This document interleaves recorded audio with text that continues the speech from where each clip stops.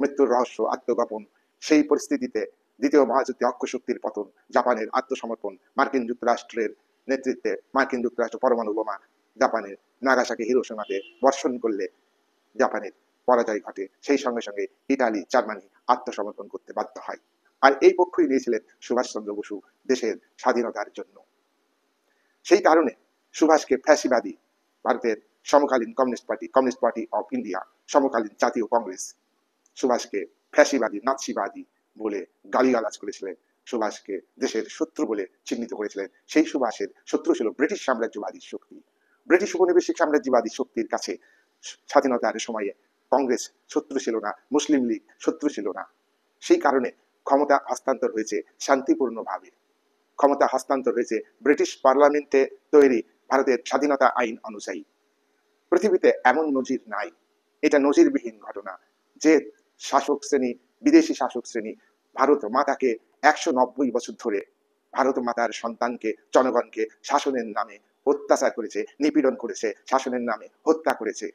সেই সেই শাসক শ্রেণী সেই ভূখণ্ডের জনগণের জন্য, সেই ভূখণ্ডের স্বাধীনতার জন্য স্বাধীনতার আইন পাশ করবে, আর সেই স্বাধীনতাকে ভারতবর্ষের মানুষ গ্রহণ করবে, এটা কখনোই হয়নি।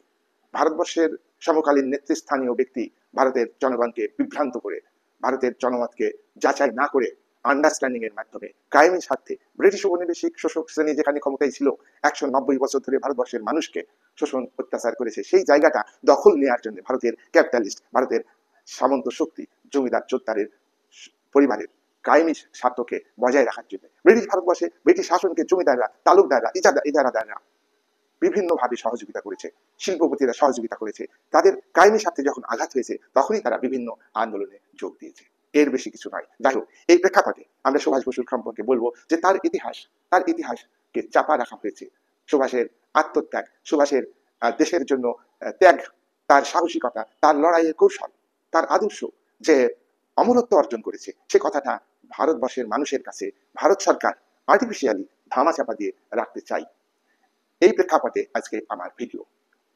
সুভাষচন্দ্র বসু 1897 সালে 23 জানুয়ারি জন্মগ্রহণ করেন। সুভাষ বসু জাতীয় কংগ্রেসে যোগ দেন।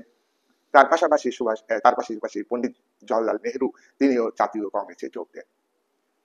1920 থেকে 1922 সালে ভারতবর্ষে জাতীয় কংগ্রেসের নেতা গান্ধীজি যখন অহিংস অসহযোগ আন্দোলনের ডাক দেন, এই আন্দোলন যখন গোটা ভারতবর্ষে ছড়িয়ে পড়ছে, তখন গান্ধীজি উত্তরপ্রদেশের চৌরিচৌরার কৃষকরা যখন 22 জন পুলিশকে